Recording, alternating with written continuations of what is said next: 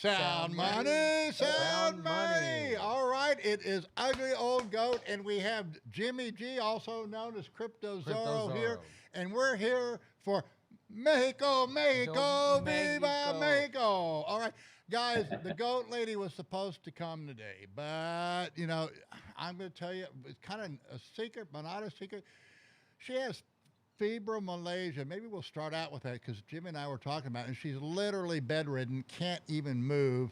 And this is a disease. It's just a really weird thing because you're fine and everything looks fine. But when they finally, it took us a year to diagnose it, because I knew she wasn't a hypochondriac, but it doesn't look like anything's wrong. But they say the good news is you're not going to die from it. And the bad news is every day you're going to wish that you could. And when you have, it goes into cycles, and you had a similar thing. You kind of I have rheumatoid arthritis, and so my hands don't work, but it's a lot more. Yeah, I think I'm getting there. There's pain in all the joints, and you never know. The problem is I never know when I wake up what part of my body's going to hurt, what part won't function for the day, and if it'll even be all day. For real? So it's very frustrating. Because what's that? I said, really? You don't know what part it's not going to move? Oh, no. That's the thing about rheumatoid and even fibromyalgia. Now, fibromyalgia generally is the same shoulder or the same arm for a while, and so is rheumatoid. But in my case, it actually moves around. And it started in my ankles, and I couldn't walk for 2 years. And now it's more of my hands and my elbows. It moves around, and that's really frustrating because, like my father said to me years ago, well, a lot of people live in a wheelchair, and I says, how many people use a wheelchair for part of the day or part of the year, or part of the week, and don't need it, but they don't know when they need it. Yeah, that's the part that gets frustrating. It's like, and that's the problem when you have fibromyalgia. You never know. I know what I've been She's scared. I was scared. I called her this morning, and then she called, and I said, you're not making it today. That's what I've had to do. Now, I got to say, I'll tell you right now, and this is why I'm such an advocate on the carnivore diet.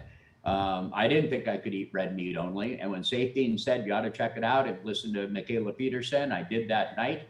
And that was at BitBlock Boom 2 years ago. And I started my diet, and it'll be 2 years next month that I've eaten basically steak, salt, and water. And I'm feeling better than ever. And I mean, I've been vegan, I've been vegetarian. I've spent $250,000 on medicine and doctors and all kinds of supplements and everything you can imagine. That's why I've been with A&E saying the best thing. She actually uses kratom. That's been the best thing for her. But I just eat. And I don't think I'll ever get her on a carnivore diet or even the keto. And I would never have thought that 2 years and a month ago I would have said you're nuts for me to do this. But the fact that I've done it and I know the difference now, and I actually feel it and physically live it. All right. Let's talk a little bit about this upcoming conference that we're having in Mexico, because there's kind of a lot of stuff going on. I wanted to have Jimmy on, particularly today, because last night there was an announcement that they've extended the rules for traveling, and I got a bunch of people saying, "Oh no, I can't come because they got these new restrictions." No, they're not. They're just renewing. It's the same thing. Nothing's changed, guys. Doesn't seem down here. It doesn't matter what color the alert is in Baja Sur. They all seem to just kind of wear the same mask, like you go in and out of stores and restaurants. But nothing else changes. I mean, it's here's the deal. Hang out and, you drive down here. You don't need a passport. Even they let you, if you have an ID, they got to let you back in the country because you're a U.S. citizen. And there's no check coming in. You don't need any check coming out, COVID test or anything like that, or even a vaccination, as long as you're walking across or driving across. And if the only restriction, and you can fly anywhere in Mexico, you got to wear a mask on the plane, but that's it. There's no COVID testing for that. The only time that there's a COVID testing is when you fly on an international flight. So if you fly into Mexico from anywhere, it could be the United States, it could be, we have speakers coming in, from the Netherlands, from Sweden, from Iceland, and, they have to get the COVID test coming in, and then we'll have, if you need it, we'll have it right there at the conference before you hop on a plane. You can buy them now. I have, when these people show up and they've been here at the house and they tested right in front of me. Yeah. And I was like, oh, wow, you can buy your own test. Oh, yeah, you can buy your own test. Okay, I didn't know that. I'll have to look at that one. Okay. Oh, yeah, no, I know. In the United States, they're flying around with their own test now. I mean, they test it in the house and they do a video thing. Tone showed it to me. So really? It's kind of a trip. And I'm like, wow, you do it on the phone and verify that it's you and this and that, and that's your proof. It's like a live test that you do right in front of them on the phone. Yeah, and And you buy them. yeah. Okay. Well, that's fair enough. And yeah, you're not going to jam I it up asked him there about where it, it 'cause hurts. he knows where to buy them and everything, what to get. But yeah, they're satisfactory for international travel, and so that's how he's doing it. They're testing themselves. Huh. Well, Uh, that's good. So, guys, I yeah. just want to put out that thing. The all they're doing, everything's been renewed, and that's kind of a funny policy too, because my family now, my daughter's a U.S. citizen. My youngest daughter, everybody else are Mexican citizens. They don't have a green card, but they have a border card, a travel card, so they can go. They have a visa. They can go into the United States, but they're not considered necessary travel. So that's what's prohibited. In other words, if they were an illegal alien, if they smuggled themselves across in the United States, say I'm a refugee, they'll take them in and take care of them for a week or two and fly them wherever they want to go. But if you're legal, they won't let you in unless you have a green card. It's just bonkers, what's going on now. Yeah, they're trying to limit it. I know. It's crazy. So and that's the thing down here. I mean, people fly in, so they have to go through the testing because it's a long drive. I mean, my goal, more and more. Yeah, my goal is I'm trying to get it so I don't have to go back to the United States after this year. I mean, I might go. I have family there, and I'm pretty close. much planning on. Yeah, I've already kind of said that to my family, and they do come down if they want to see me. They can come down here. It's just sister and brother and whatnot. But it's like I'm not. I was in the States last year, and I've had enough of that. I'll stay down here and work on my ranch and right. Stay away Tell us about your ranch, because let me tell you what's going on, guys. If you've been paying attention to the conference, incidentally, if you want to check it out, it's BitcoinStandardConference.com, and what it starts. We've got workshops for 2 days before the conference, and then a carnivory dinner that night. Then 2 days conference. Then we have a adventure tour at the Horsepower Ranch. After that, there are people that are going to be going down Jimmy's Way, down the Baja. And it's a beautiful drive. It's very isolated. It's kind of I think there's some places there's no gas for a couple hundred miles or something, no gas station. But we're gonna. It's like, well, you get down to Bahia Los Angeles. You've been down that far. It's really similar. Right. More of that, where it's very rural, and you have to plan your gas stops. And it used to be a real thing. And it used to be much more of an adventure. Right. It's all. It's not. It's beautiful now. It's all paved road. It's not. Yeah. People talk about it like it's such an adventure now, and we're like, oh, that's nothing compared to where we used to spend. You plan to do it in a few days, and it could take you weeks because the bridges are out or rains. Okay. This is the thing, just so you know, this is the time of year that you do have to be concerned with this. And that is that we do have our rainy season coming up. So after the event, if you want to go south down to Bahia Los Angeles, very likely not a big deal at all. If we have any hurricanes coming up, which is going into our season, we could have tropical storms or hurricanes coming up, which I drive around and I travel very close to the hurricanes arriving. And I mean, they're not, when they're coming, what they're doing ahead of time. And while it's happening. Yeah, we actually got caught in one. I can't remember where it was. It was one of that. Yeah, you want to be careful because the problem in Baja is very much like Arizona, where it'll rain in the mountains, and you'll be driving on a beautiful sunny day, and you come around the corner, and the arroyo, which is a dry riverbed, is now a river 25 feet deep, a half a mile wide, and you're like, what the?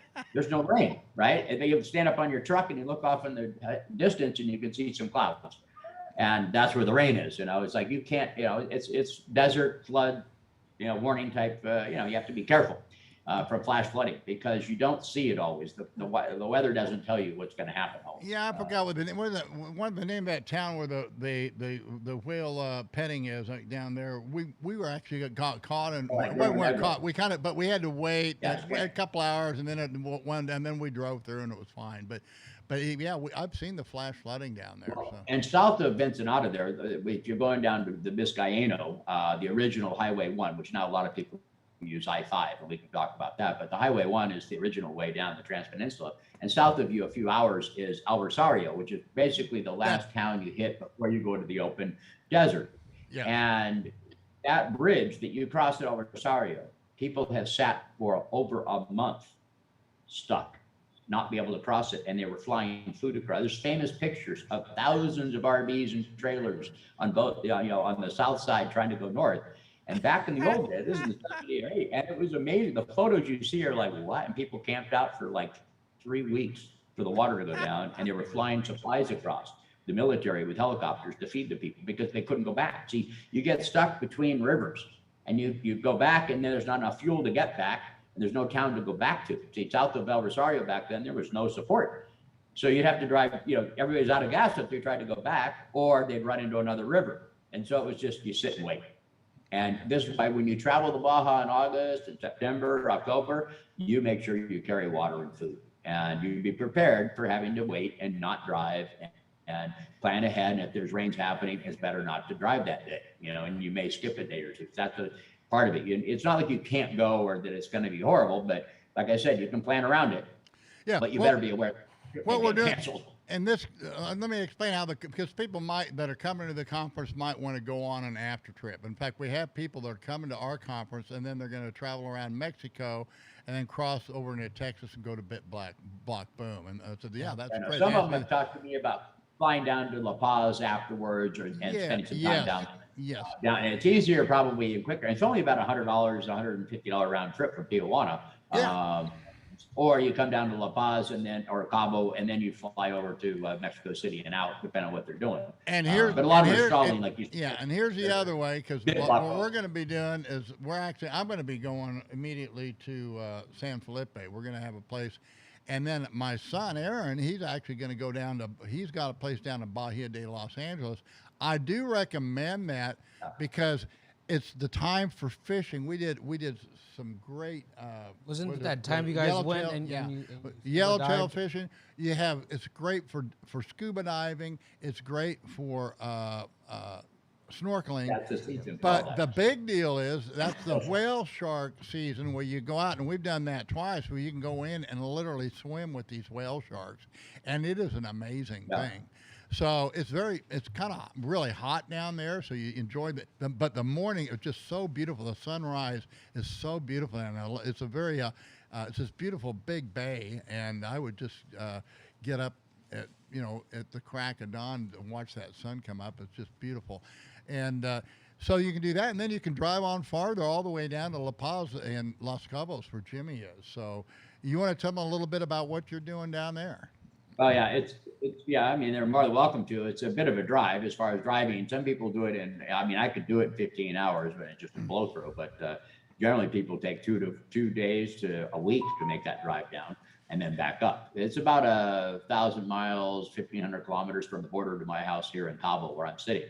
And my ranch is outside of La Paz, so I'm up there a lot of the time. I'm not always here. I go back and forth. That's about 2.5 hours from here, back up north, due west of La Paz. La Paz is the city that a lot of people are now looking at, not just Bitcoiners, but a lot of Bitcoiners asking me if they have families and whatnot. It makes a lot more sense to look at La Paz. Capital city, it has lots of things, but they have some suburbs outside which are very mellow and easy, but it allows them to have all the conveniences they want. Where my ranch is really rural. But the amazing thing is it's so rural. It's like you get out there and there's nothing there, but 40 minutes and you're in the capital. Right. So, there's not many. See, this thing, I've traveled all over South America and other parts of Central America thinking, do I really want to be here? I've been here for a long time in Baja. I've been here over 30 years. I'm a Mexican citizen for almost 20. And I love it, but I just always am like, is there someplace better that I'd like to be? And I've enjoyed the international airport of Cabo because it's much more active, has many more flights than La Paz. That's changing. La Paz is going to start getting more flights because it's getting more tourism from the ecotourism, which is La Paz. The city of La Paz is the gateway to the Sea of Cortez.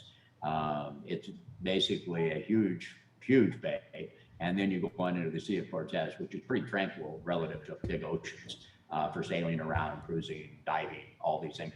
Bahia de Los Angeles is in the Sea of Cortez, we were talking about those floods earlier. Do you want to? And I didn't realize when the last time I was in La Paz, they had a catastrophic flood down there, and it didn't. But it came from But I'm pretty sure they're common, right, Jimmy? No, but it came down there. Or? But it did not come from the ocean. It came from the mountains. Oh, from the mountains. Yeah, the mountain. It was a downpour, and they had this. It was a big thing, or it just Well, yeah, when they get, they fixed there the were city. thousands of people that died. And that was back in Yeah, and they said only hundreds. Yeah. Yeah, it was 1977. It was Hurricane 77, Lisa okay. that did that. Okay. The problem with it was they didn't have any decent communications back then, and it hit at night. And so back then, it was people knew there was a hurricane kind of nearby, but not the type of tracking we have today. And for that reason, many people were asleep and didn't evacuate. And that's why some people died. Mudslides came through. Now, they built a huge dam all the way around the city. They call them bordos. We have one in Cabo. Many of the cities in Baja have, or big towns have these. Because they build the towns in the low spot of the arroyo, and so then they got to defend the town. I mean, it's so silly, but this is why water goes the lowest spot. And La Paz was built along the bay, which the water, that's where it runs to. So they have a serious problems. And tropical rains here in Cabo, we have flooding, and these are things that if you plan your homes and things better. But the thing is, water is like, I have a kitchen here that's open. You can't really close it up. It closes some of the door, but it's not, you don't completely close, but it's indoor, outdoor living. We don't care. When it rains, it's like, so you don't use the kitchen for a day. I mean, I can make coffee, I can do things. It's just, and it's like you live around these things and it doesn't matter. And it's, she's built this great big new house. We don't have electricity, but we got a generator. She got solar for lights. And I got internet now. I turn on the generator. I'm just fine, And, we have running water. You got to go get a bucket of water and run with it. That's our running water, At the ranch right now, I have truck water. We go up and we fill up those plastic containers called tinacos, and we carry the water to the ranch. I can hire a pipa truck to bring me water. People are like, well, that's absurd. It's like, not only is that not absurd, they have whole housing developments here in Cabo, 700 homes that are on trucked in water. Right. They have whole resorts, 1,000 rooms that are trucked in water. You're like, what? Oh yeah, they have a system for this. Yeah. And they have pools and everything. You're like, really? And I go, yeah. Now our intention is to put in wells, and we will get there, but poco a poco, and this is what they do in Mexico, little by little. And so like I'm building shops out there right now, and we dump the water in, we do all this, it's out in the dirt. Eventually you have a shop space, and then we can put in the solar system, put in the satellite system, and then I'll have power through solar and generator, and I'll be trucking water in. That's so common. Living off the grid like this is. I love it, and it's good, but it's not for everybody. If you're looking, if you're looking give me a couple of years, give me a couple of years out of this ranch, and then you'll be like, oh, wait a minute, I could live like this. Because you got to understand, just because we live off the grid, I have friends out here that you go to their homes and you'd swear to God, you're in a villa. I mean, you're in a high-end villa. They have a helicopter in their backyard. Okay, I mean, these people are off the grid with everything. They're experts at it down here. They have outrageous. Oh, they are. I know they're experts at it. And so, like, this is why the Bitcoiners are starting to realize, like, you can go down here and you can find a good rural area and live away from everybody, but then be right there to an airport and. And even up there in Ensenada, I mean, the Valle de Guadalupe area, it's gorgeous. And it's much more rural than living in Ensenada. I mean, people, the variety that we have here in going north is completely different from going south. It's just, at India, one thing you're right there on the raw cliffs, and beaches. And then the other way is a wine country. I mean, I'm here. We're here because we like the freedom, basically, and and I can live better down here, and I don't, and the people, they're wonderful people. I mean, if it's the culture is different, but it's all how you carry yourself, and you carry yourself. You keep to yourself, and you they are. I think the Mexican people are much more respectful than the people in and you have different lives. They're very polite. They're very polite. Yeah. Well, and like you can go to mainland Mexico, and it's funny is I will tell you this is that people should know is that when they refer to the people of Baja, when I moved here 30 years ago or more, they had a bumper sticker that says Baja is Mexico, and I'm like, well, yeah. Well, my partner, who's a young kid then, I asked him, I said, why do they, and he goes, oh, that's the federal government trying to remind the people of Baja that they're a part of Mexico. Right. This is what I love about Baja. Is Baja and Baja Sur are referred to as the Baja, which is like the outback, or it's referred to as, just Baja. But when they talk about Mexico, like when the people of Baja say, oh, you're going to Mexico, it doesn't matter if you're going to Mexico City, Guadalajara, anywhere on the mainland is considered Mexico to somebody, to the Choyero, as they call themselves down here, which are the people of the Choya, the cactus, which is kind of like hillbillies. And the Choyeros refer to the people. Hillbillies. Oh yeah. That's basically what a choyero is cactus people. I mean, choy is cactus. But, and they have nicknames for everybody. The Cholango is Mexico City. The Tapatillos are from Guadalajara. They have different names for everybody. But anyway, I mean, you know, Maddie. I don't know them all, but there's like what is it? Pata Salada is the salty feet of Mazatlan. And there's all these funny nicknames they have. True. So we're choyeros here in Baja Sur. So what are you, Eddie? What are you? I don't know. You don't know? He's almost Chicano, man. I don't He's even, more in America than he did in Mexico. Yeah, he is American. Mexican, just because I'm Mexican, I don't know Mexico, to be honest with you. I know Mexico. I know Baja better than Eddie, I'll tell you that. Exactly, see? I really don't. It sucks, I've right? got over 30 years living here. I don't know how I get it, but... But it helps that you have a Mexican wife, doesn't it? It does. That helps a lot. So it really does. At any rate, well, let's go to the website, because if people look, Jimmy's is on. He's going to be one of the panelists at the Bitcoin Standard Conference, and you know, if you want to support Jimmy and what he's doing, you can actually get a conference ticket through recording him. In progress. Whoops, what's that? Okay, we just. You weren't recording all that time. Yeah. We weren't recording all that time. Really? Oh no. We had lots of good sound bites too. I know. I said, hey, we want to use this. We can still edit it from from the YouTube. Yeah. Okay. Yeah. All right. So there we go. Oh, can you? Yeah, we can still edit it from the YouTube, but because there's a lot of good stuff I want to pick up and use. I know. I thought we covered. I thought we've done a really good job. So, right. So let me go. We added a new thing. I hate to do this, guys, but I broke down. Let's go down. Is this the? Okay. This is the website. Okay, here it is, and I broke down and added PayPal to this thing. I hated doing it, but we'll scroll down so we can. No, don't hit. Just scroll down because it says it right there. Oh, only optionally. No, okay, right. Okay. Go to the other. Well, you know where it's at, man. Go where it's at. Okay, you go to the buy tickets part. Optionally, you can now pay with PayPal. We also put a conference ticket only on there. Okay, it's $650. If you don't need the hotel, you just want to come to the conference, you can do it that way. Now, if you go to the panelists and you pay in Bitcoin and you hit Jimmy's mug shop there, where'd Jimmy go? Okay, there. Yeah, there he is. Okay, I think you need him. He's viewing what we're viewing, so we're sharing for him. All right, so we need to go to panelists. Yeah, and so scroll down. You just go to any of the panelists and hit their mugshot. There's Jimmy right there at the bottom, Jimmy Glover. Now, and there's the panel he's on, and now he's on two panelists. Now, what it says, register for conference. There you go. Now, that will get you a 15% discount on all the packages, okay? And as long as you pay in Bitcoin. There's no discount if you use PayPal, okay? So here they are. Recommend the full ride. The full ride, that includes, that's 5 days, 4 nights. You're going to get the carnivory dinner. You're going to get the conference. You adventure tour. The adventure tour. We have another dinner that night for awards.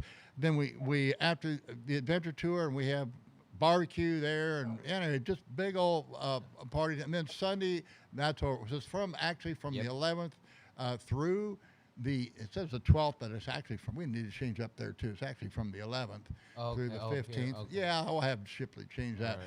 But it's correct in the other place. The 12th is when the conference starts. The carnivory dinner is the 11th. But if you don't have Bitcoin and you really want to come to this, we are offering PayPal. So is it down there at the bottom? Where is it? No. What? No, you need to go to the other front page. That's why I said I'm not familiar with how he did it. No, you need to go back to the homepage. Homepage. Yeah. So that's how you get the 15% discount. You can order through PayPal, but buy ticket here. Scroll down. It says go to the bottom. No, okay, yeah. I don't know. Look, you know what? I have not familiarized myself with this. Me neither.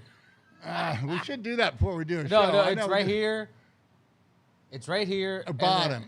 Buy. And Oh, there it is. here PayPal. it is. So there, do the scroll down menu. There is, you can pay in U.S. dollars. You can use your credit card, but you don't get any discount, and you Yeah. can't use anybody's Right. Affiliate referral. There's no code. Yeah, affiliate yeah. code because we don't like PayPal. So Yeah. you know that's the whole deal. But it's there if that's what you want. Huh? Yes, you can pay in peso. Whatever your credit you card, can they pay- oh, transfer back and forth. Seriously, I didn't know that. Oh, okay. Yeah, I mean, if you have a Mexican credit card, it's just Okay. you know how it is. Here you can charge. Yeah. Everybody Yeah, uses I know what dollars you mean. more, and so yeah, but you can pay it in pesos. That's no problem. PayPal does that. So yeah, so that's it. You convert your PayPal now to Bitcoin. Oh yeah, you can. Yeah, you just can't take it out of Bitcoin. Oh, They hold okay. the keys. So Yeah. it's not, Okay. I have a friend that in his business, he's not allowed to buy Bitcoin because he's a broker. And while his high-end clients can buy it, the company he works for doesn't allow him for compliance to buy Bitcoin. But he can, in his PayPal account, turn it into Bitcoin, wait for it to go up, turn it back into cash, and just get the benefit of having made some money off of the price fluctuation. But it's just like, it's crazy. And here's a guy that works in banking, and he's not allowed to buy Bitcoin if he wants to keep his job. But clients in his business can buy the Bitcoin. Wow. It's like, this is stupid. I mean, the rules they have in some of this stuff. Well, the stuff has really changed. I don't know if you had a chance to read the last article that I wrote on competition of currencies, but I kind of outlined the innovation that's going on down there, and I really take my hat off to. It took me a long time to really comprehend what he's doing, but Jack Mallard has really kind of taken this thing to a new level. Told you. I told you. And 6 once months ago. yeah, man. I mean, I changed my mind, but I had to do a study. I had to go look at stock and flow. I had to look at the thing and said, you know what? I get it. Because what he's doing is using the dollar as a payment rail, guys. This is a game changer. It really is. And this is what I kept trying to tell you. Here it is. This is a great interview that Preston Fish did. And yes. Where he caught me, Preston was he's a great interviewer. And he asked, can we use the network without succumbing to some of the downsides and risk of the assets? And I put it right there. And wow. And then, can I not literally divide them, but technologically divide them? And then once I got it, I said, yeah, that in combination with the El Salvador announcement, the Bitcoin and U.S. dollar are now legal tender, solves the problem that Bitcoin emerges as Hayek standards. Its usage as cash ceases, because that's the problem. Bitcoin is lousy cash, and it sucks as a store of value. Short term, great store of value, but short term, I mean, if you bought Bitcoin in May, I'm sorry, it's lost half its value. It's not a store of value.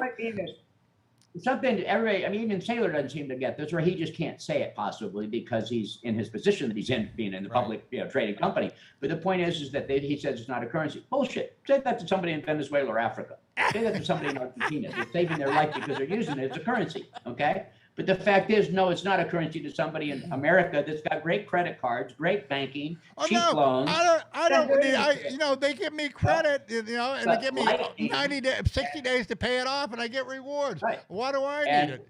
Right. And so what Lightning enables you to do is to make these, you no longer have to change the block size. It's a layer 2 solution that allows you to move much faster. It just doesn't settle on the main chain, right? And and by doing that, it's kind of what you were talking about in the centerage of coin, how you would make it a Bitcoin standard. In a way, it's a baby step. What I kept trying to get across to you is these are baby steps trying to get to where you want to go. Well, and the thing is that it's not going to be used. Still, the dollar is going to be used as cash. And since San Salvador is so unique because they adopted the dollar standard, it's just a great place for an experiment. I definitely want to go. I definitely want to make a trip down there sometime. Hopefully, we're going to go on a world tour, but I want to do a trip to San Salvador first, because I think they're going to do it. I think they'll be doing an event. I heard in November, possibly. I'm in touch with I'm going to be out traveling. But I'll just go down there. my wife is Mexican. We'll enjoy it. We'll just go down. She Well, loves mixing up with the locals. You know, that's what we do. We don't, I saw your we don't need interview vacation, with huh? I saw your interview with Hugo Ramos, Yes. and okay, when he made it clear to you. See, this is the thing. People translated that law and said that Yes. you have to use big. Not true. Yeah. Okay, bullshit. That's not what it says. Yeah, it's a tense and of this the is word. why He people are all says it's wound an up ought about being and not a forced. should. And I said, oh, I get it, because I studied, you know, I was locked up 11 years in federal prison, and I thought, oh, shall, that Big means that you difference. got to, you know, but ought is, Must you and- can't make, yeah. you know, an ought is not a shall. It's, you know. Right. And so And what so we've that alone- done is we've redefined it, a legal tender, in a way that it should be redefined. And, you know, that's a real problem, because, you know, legal tender is part of the Constitution. So it is a legitimate thing. We're not the first people to think about this. So, and Ron Paul at the very same conference, you know, I've been fought, you know, for my whole life to repeal legal tender laws. And here we were announcing at a conference that San Salvador's going to have Bitcoin as legal tender. I go, oh no, what's going on here? You know, they both can't be right. So you got to be open to your thinking, guys. Okay. You just have to. But this is my point to anybody that thinks they know everything about Bitcoin. It's impossible to know everything because it's still being created. It's still changing, evolving. And what it is, going to go it is, unbelievable. I mean, I in can't my view, imagine. I'm just so in glad my we're view, it's a here. currency, it's an asset, it's a protocol, it's a language, it's a platform, it's an It's a exchange, network, it's yeah, all it's a network. yes, it's I a- mean, people don't get it.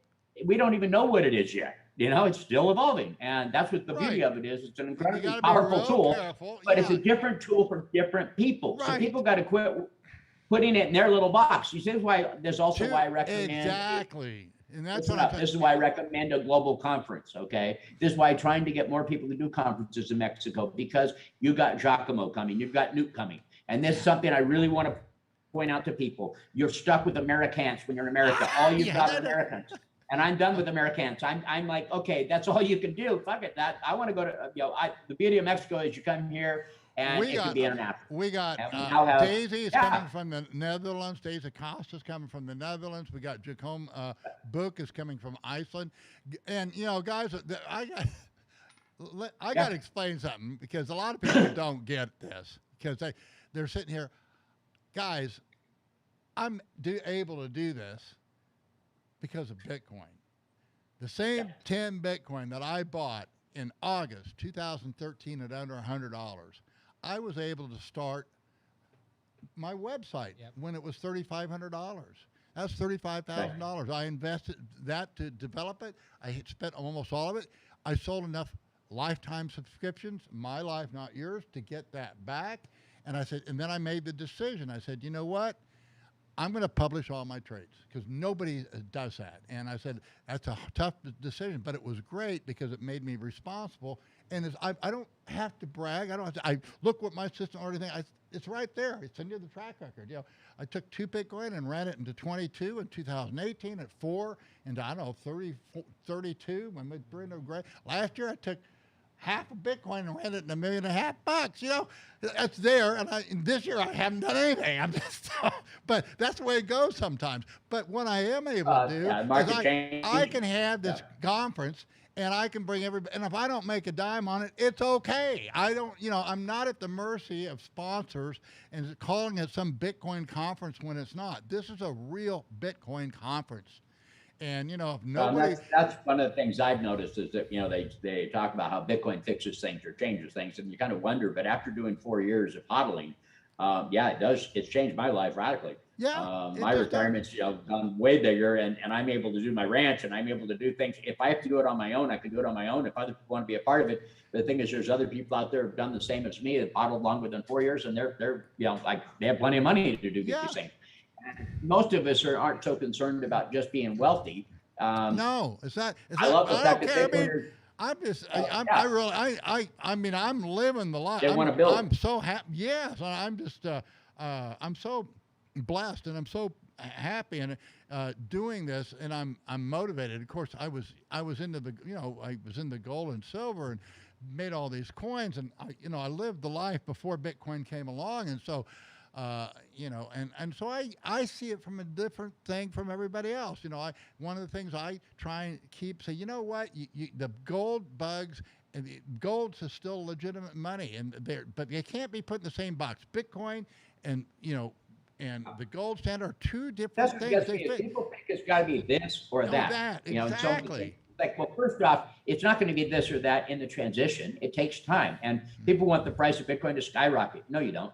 If it really skyrocketed 100,000 a few months ago, you know, faster, it would have created more trouble. Yes. I mean, I guarantee it's better that it slows down, hesitates, goes again, and that we have a steadier growth. I mean, it really is.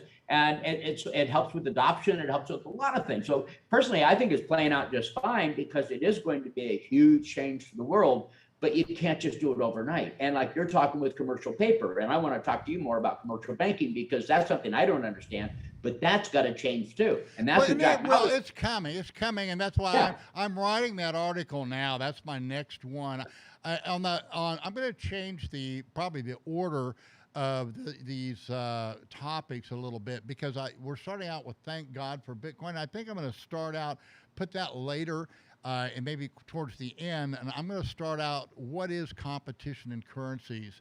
And that was the latest article that I wrote and I outlined because the thing is, the way I want to kind of approach this on these panels, I mean, everybody that's on these panels, we could talk for hours and hours and hours. So how in the heck are we going to discipline this thing so it works? And so I really the throw out a challenge. few points.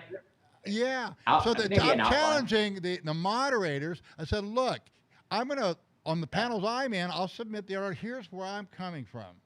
And at least you'll be able to point the right question to me for my 10 minutes, and hopefully they'll do the research on all the speakers. Because we're not going to be able to, we're going to have the discussion. The format is, you know, we're going to have 5 or 6 panelists up there. You'll be asked a question or two. You'll get your 10 minutes, and then we throw it open to the attendees because they're going to have questions. And then we're going to just have what this is we're just going to have an open conversation. And we're going to all learn a lot, huh? Yeah. This is one of the things I emphasized the other day in a tweet, and I'm going to tell more people I've got to hold them because a lot of people know me in the Bitcoin space. They're like, how do you know so many of these people already? Yeah, you know a lot more people than I do. I don't know. I'm kind of stuck in my own world. Okay, well, one of the reasons is because I went to small conferences. I went to BitBlock Boom, which is sold out. Gary, I'll always recommend your conference, except for it's American-centric right now, and Unconfiscatable at Tone, which is another fantastic conference. Right? I mean, that's how I got to know Jack Mallers. I got to meet Jack Mallers and Otto and all these people, including you. I met a ton of people who had done Confiscatable. We had dinners and all that. But you see, the smaller conferences, you get to meet and talk and hang out with these people. So you actually can, you know, get to know them. Well, somehow he was at Unconfiscatable, and I just never met him or didn't pay. I'd missed, you know. In fact, I learned through Jack Mallers through you. You know, you were the one that I know. Well, I go, wow, you know, who is this guy? I got to spend an evening with Jack Mallers and Saifedean at a blackjack table. It was pretty funny. But anyway, Jack is an amazing young man. Amazing. I knew. He's got the enthusiasm. What he is, you know, he's got that Roger Ver enthusiasm, but he's right on he knows what he's doing. He understands the market. He understands Bitcoin, and you know, he understands Bitcoin, but he persuaded me, he understands how market works, and most people don't. When people because most people lose in the markets, and then they blame the exchanges. Everybody, you know, when they have a bad experience, it's always somebody else's fault. We never want to own up to our own responsibilities. That's just the way it is. No, I know, but but this is where and the beauty of Strike is it is an open source. It's not just about that wallet; it's about Lightning, and this is where Jack is like, I don't care about it being Strike. It's like even in the Indy car, he goes, I'm out to be a Bitcoin car. You know, it's not about him. It's not about that one company. It's about getting a solution out there. And that's what I saw was that, oh my God, if this wallet were available to Latin America, they can buy Bitcoin in small quantities cheaply. I didn't know it'd be free or almost commission. But I mean, the thing is that but they have a useful cash for their daily transactions. But you know, that's how things start. You know, like for example, we have Rodrigo. You and I and Eddie knows this because we all live in Baja. Okay, now when you live in Baja or the border towns or tourist towns of Mexico, it's really. I just had a girl last night that I orange pilled in a matter of minutes. And if you listen how I do it with the Mexican, it's real easy. You say, okay, you got 2 currencies, dollars and pesos. Which one do you want to spend first? Pesos. So if you're holding on to your money, what are you going to hold on to? Dollars. So if you have Bitcoin and you see you're worried about your peso being softer to the harder dollar, right? Now, if Bitcoin's harder than the dollar, got it. I mean, it's like, okay, so I save Bitcoin, convert the dollars, then pay. Exactly.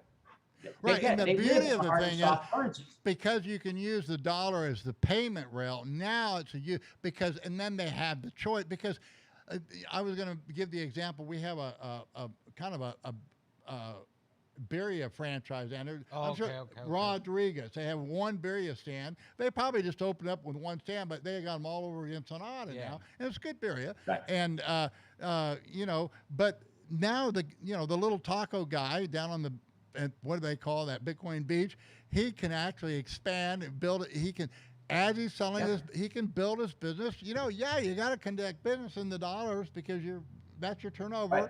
But But your you see, treasury I've got is your Mexican, Bitcoin. This is what I got from Michael Saylor. He says, I've got Bitcoin is my Mexican dollar treasury. cost averaging.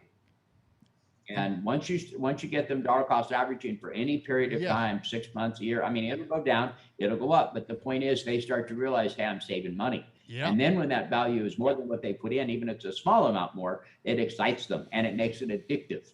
And it creates good saving habits, which is something that is not easy to teach to people that are grown. But I guarantee you, it becomes so addictive to collect those sats that they start putting in more and more and seeing more and more result, and it's great because they pick up, because it's a responsibility thing. As we know, you've got to be your own bank. You've got to take the responsibility of doing it.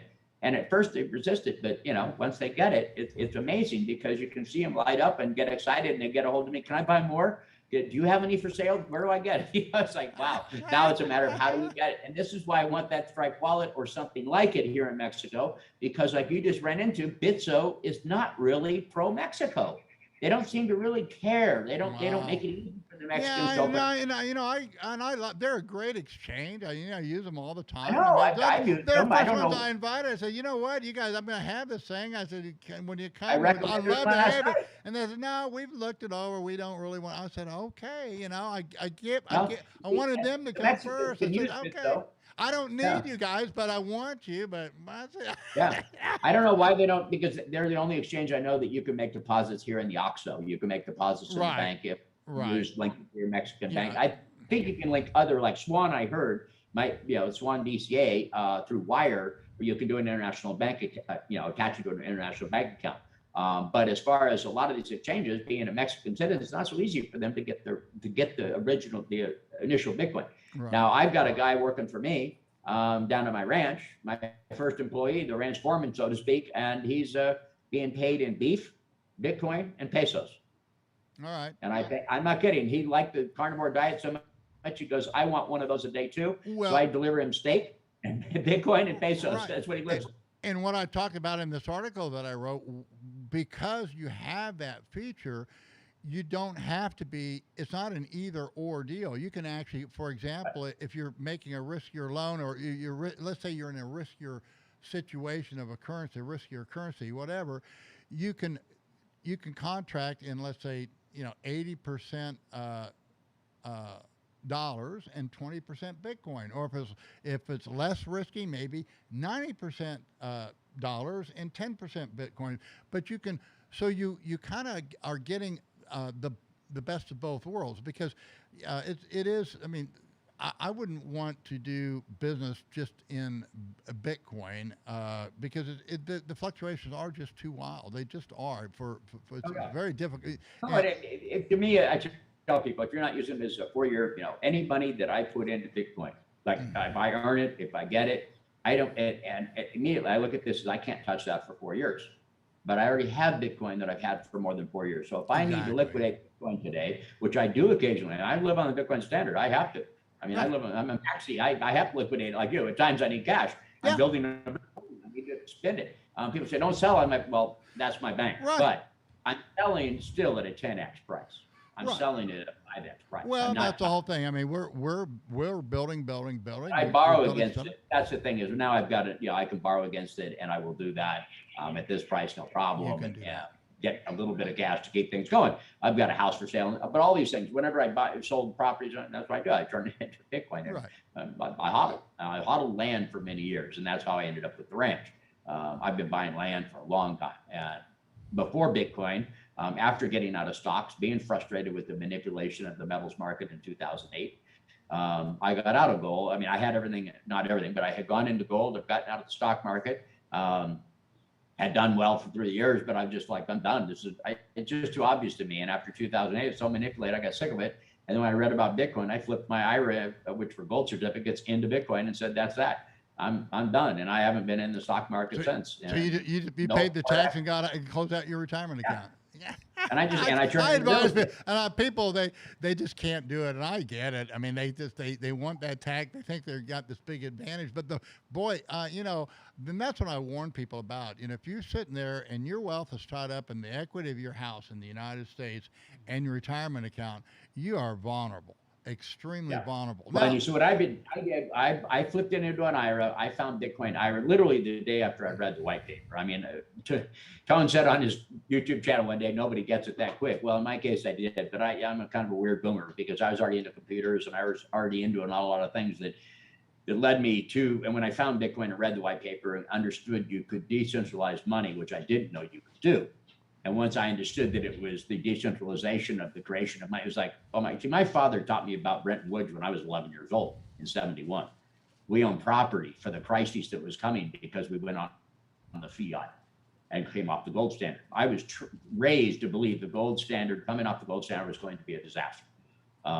Eventually, my father didn't get to see it, but that's why it's kind of weird. I have all this knowledge that most people wouldn't have because and me too. That's why I mean, I witnessed. I was, I just for some reason my father did the same thing. He taught me what he did is he would send. He put me on newsletters like American Institute. That's how I got to know E.C. Harwood and Fee and those things. So I read that background, and it interested me, and then I became a student. So.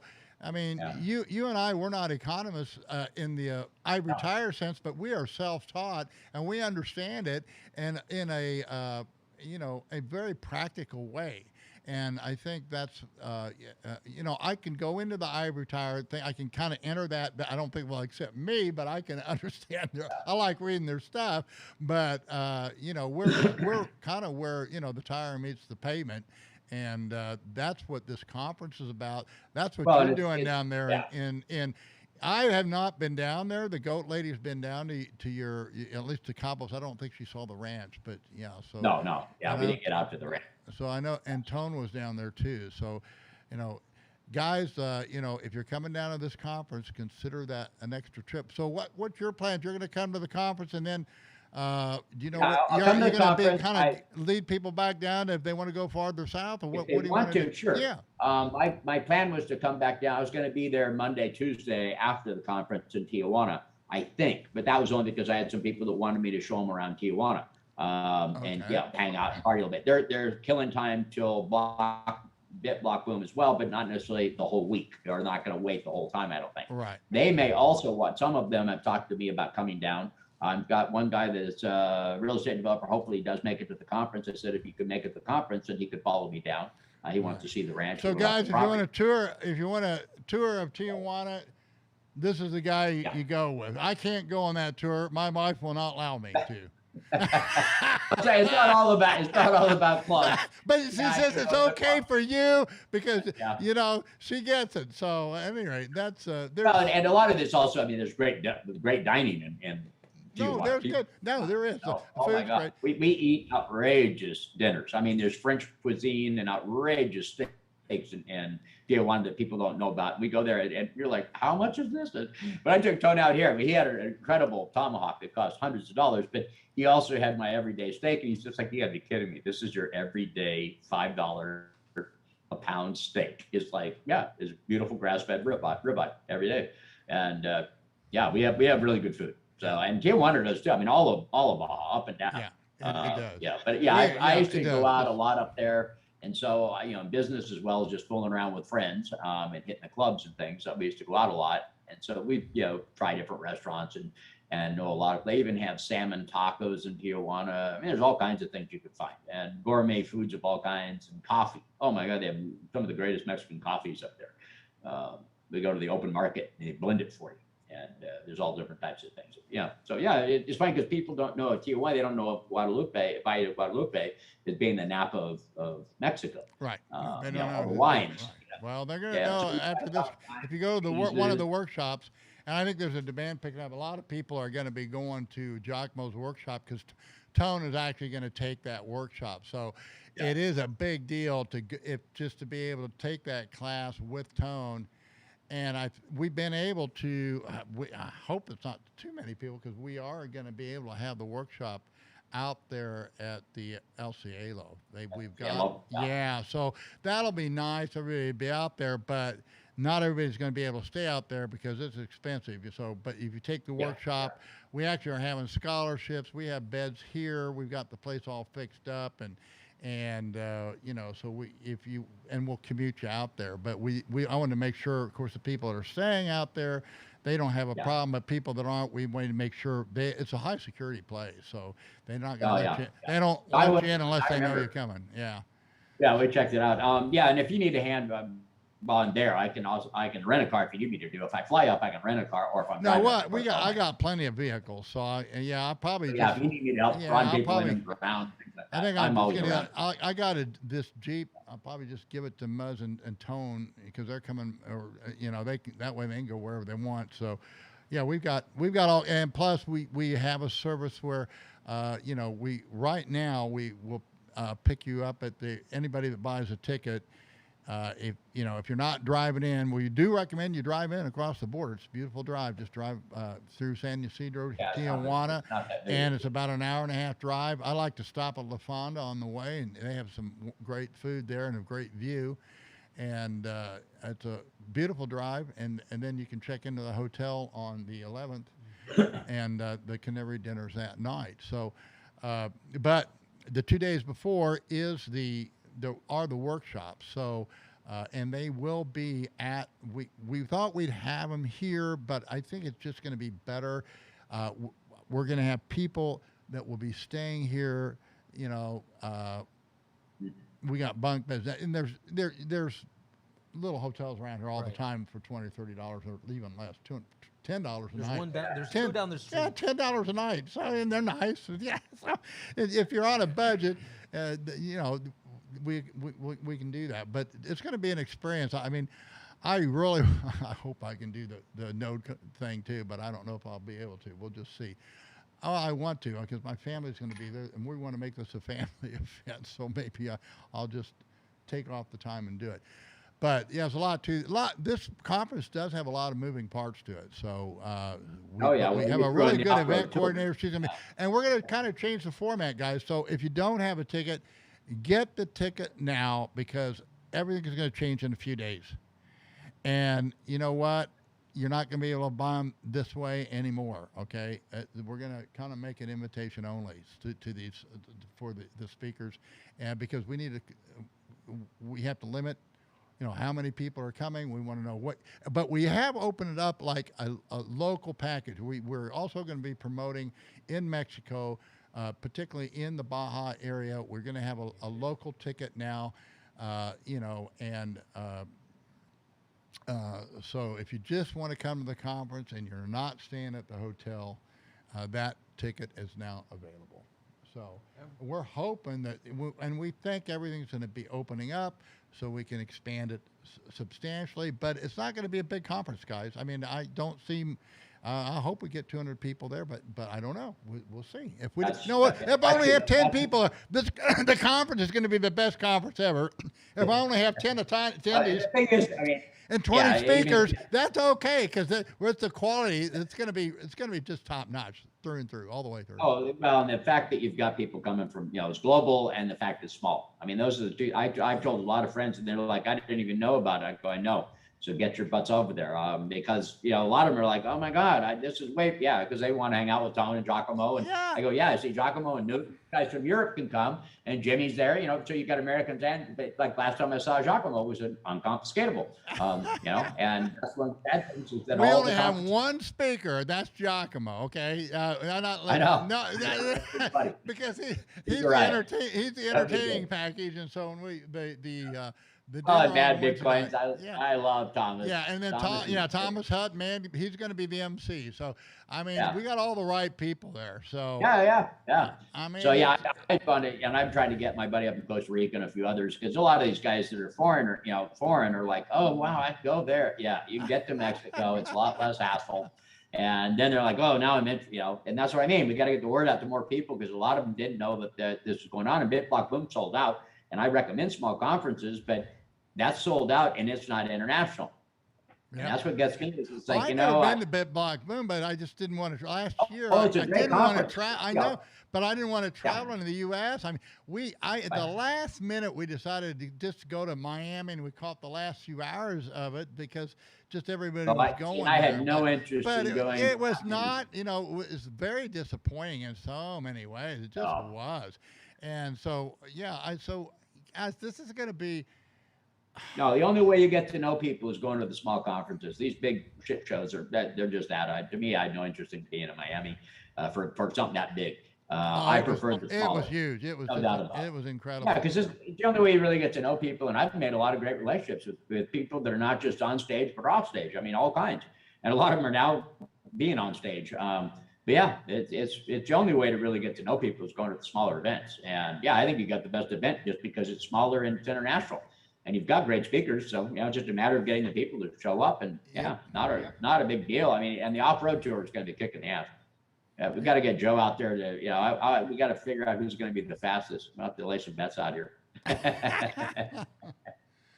Well, I'm really glad you came on today, and this is probably one of the best shows we've done in a long time. Because you get it, understand Bitcoin, you understand Mexico, you love the Baja like I do. And, that's we got a lot in common. That's the whole thing. Look, I'm going to live and die here. I'm not a Mexican citizen, but I'm working my way there. I mean, I definitely have my green card, and I just have this mental block learning the language. But I have a beautiful Mexican wife who. Oh, you don't need to learn it to be Mexican anymore. Not at your age. No, I know. They have to. They took that away now. For people younger, me. In your 50s, you have to learn Spanish a little bit. Yeah. But it's not that. I mean, when I got my citizenship, they said you had to learn Spanish, and the guy looked at me and says, "You already know it." And he says, "You need to know the holidays." And since I did the Baja Insider website, I know all the holidays. I've written about Mexico for years, and so he was like, "You know the holidays better than you know the history of Mexico better than I do." And this is the lawyer that got me my passport. And I laughed. It's just, that's because, and this is what happens. Foreigners move into another, I study Mexico more than Mexicans. Me too. I mean, Mexico has a very rich history. It really does. Yeah. Oh, it's a fantastic history. I mean, if you understand, if you look at the flag and understand just the symbols on the flag, if you know the history of how the Aztecs found the lake with an eagle with a snake in its mouth on the cactus, and said, this is where you build the city of Mexico City, or what became Mexico City, it was a lake.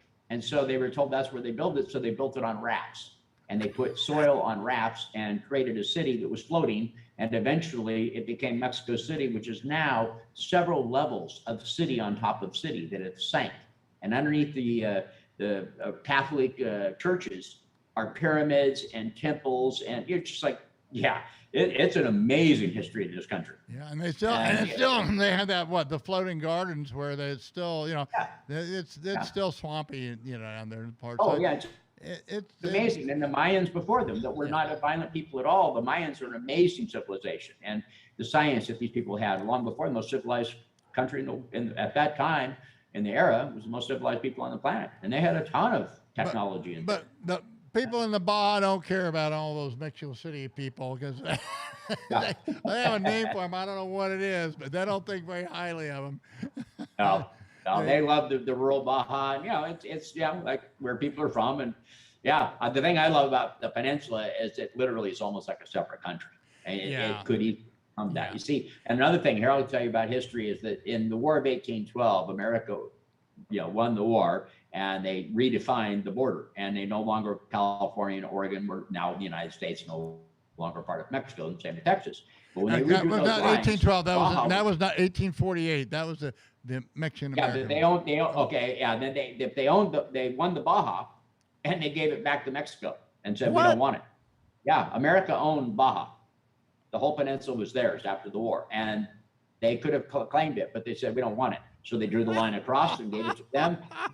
It's like Mexico didn't want it either. Nobody wants this sandy, orphaned peninsula, right? But now they're buying it up at hundreds of thousands of dollars a foot. But luxury homes.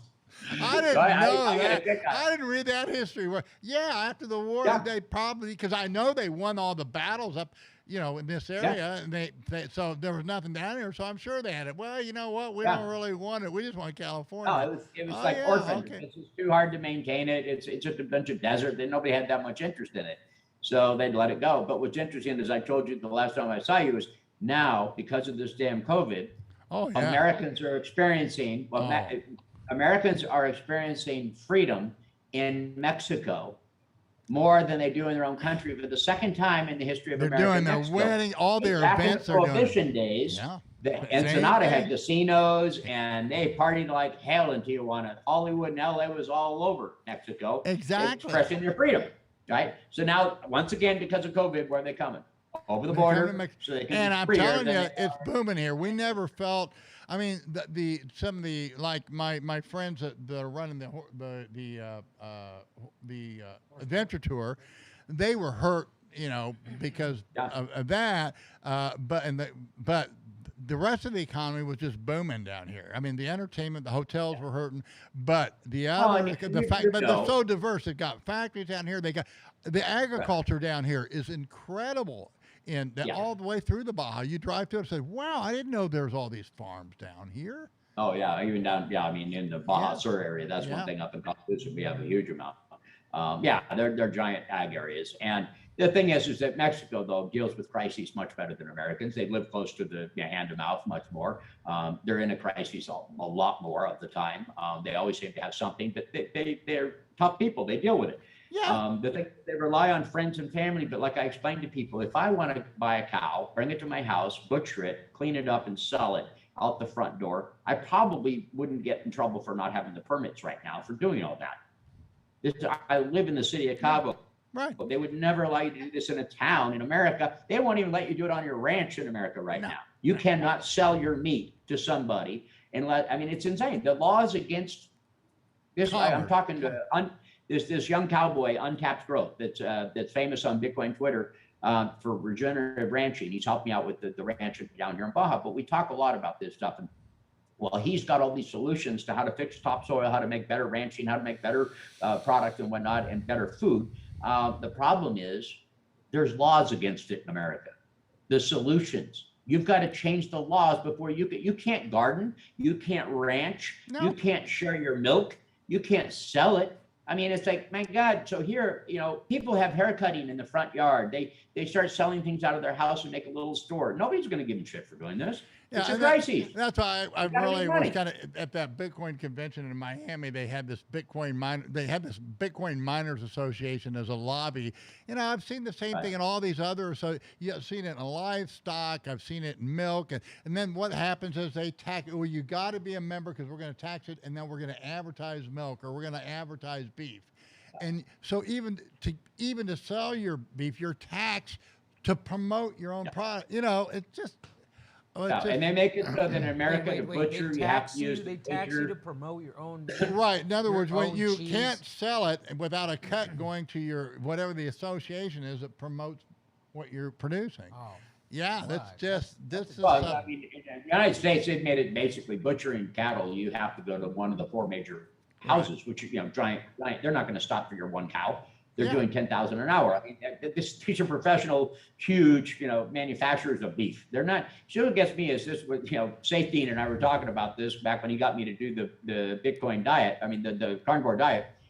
When he gave his talk, and I said, I finally got it. We're making fiat money.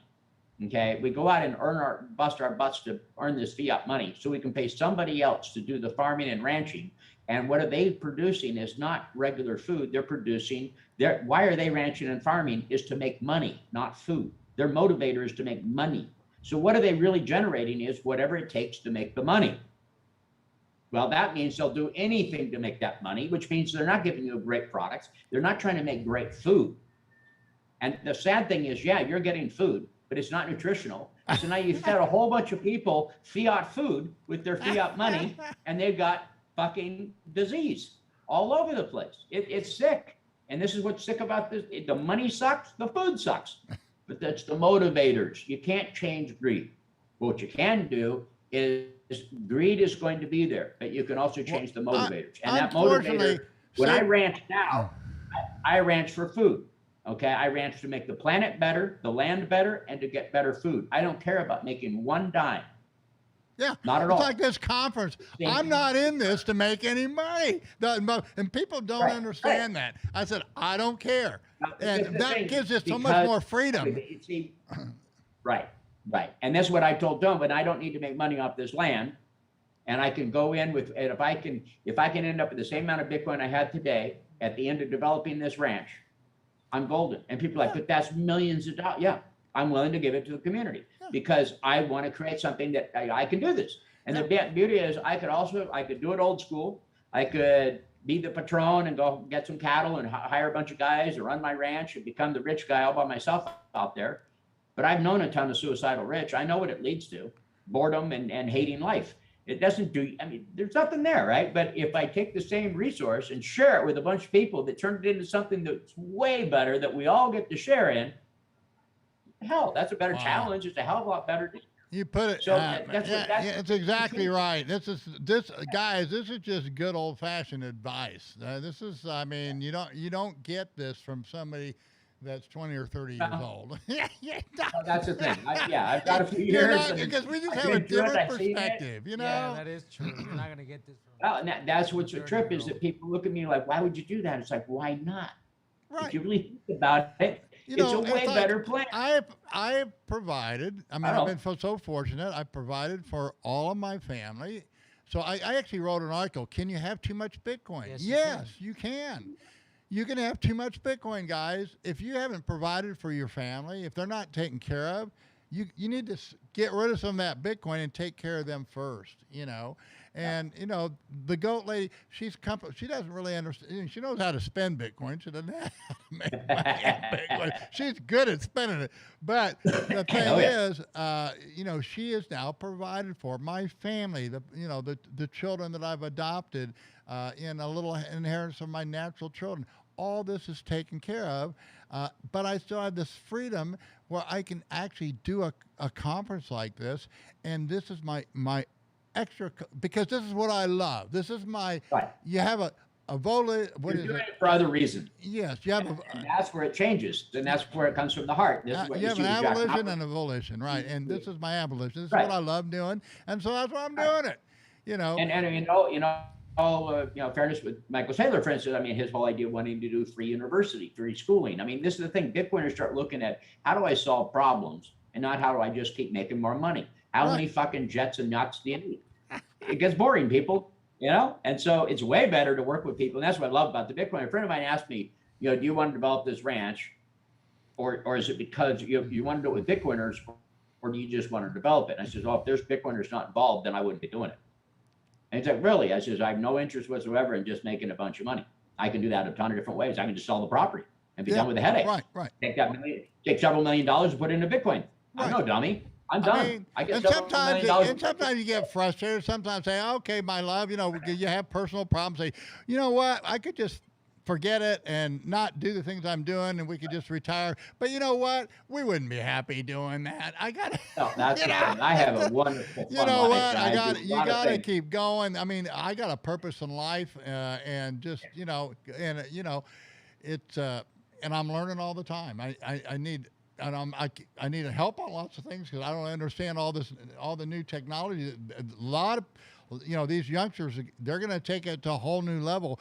But we have things us old guys can help you out. We really can. Oh, yeah. And because we see the mistakes that you're making that you can't see right now. You can't see it. I've tried to help you, but some people have to learn it the hard way. I had to learn it the real hard way. It's a hard, the concept of the trading and the concept of what you're trying to teach people, money management, whatnot, you can talk about it all day long and you can understand it to a point, but to practice it are two different things. Right. I mean, I do certain things to almost like trick myself into not screwing up. Yeah, you have to. Yeah, I get mean, it. I use very complicated systems for hodling because I don't want to make it easy to get my hodl out. Right. You know, if I want to spend Bitcoin, I got to work at it. You know, it's like I'm not going to make it easy just to go spend it. At the same time, yeah, not to spend it, not use it is ridiculous. Right. You know, I'm not this hodl without understanding the whole cycle. And that's why I explain it really is you got entrepreneurs. And to me, the whole thing, and I might be wrong on this. Maybe there is going to be banking then banked and banking is used as cash. But where I see the real growth coming is going to be the have-not entrepreneurs and the have entrepreneurs as we convert them, because they're the producers. Now, and you were asking me about commercial banking. That's the whole thing. You can create non-inflationary purchasing media as long as it's representing that new wealth that's being introduced in the marketplace. And because you can issue those notes, they can buy anything, including Bitcoin, including gold, and then as those notes are retired. So the market is actually determining the money supply. That was the innovation of the 19th century, and that's what E.C. Howard said. He called it the lost art. It's not a science, it's an art. It was a lost thing that we just forgot about, and we kind of complicated. We nationalized it, you know, and you know, the Fed was pretty strong, and it was all, they adopted the right standard. The problem is it was centralized now, and so it can only go one way, and that's the way it's been going. So. Yep.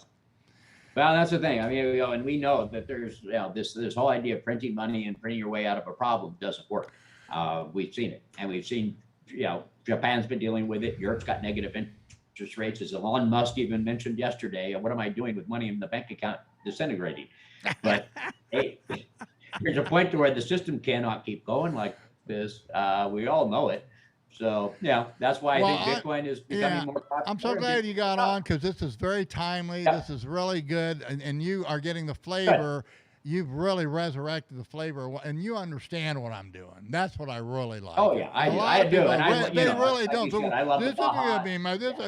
Okay, I don't care if nobody shows up. I don't care. I think they're coming. I'm not depending on that. Yeah. All right. No, there's more. Yeah. I just want, you know. No, it's been great. I do need to run. All right. Well, thank you for coming. We went a long time. A great conversation, guys. I hope you enjoyed it as much as we did. We'll see you tomorrow. Yep. Thanks, guys. Bye-bye. All right.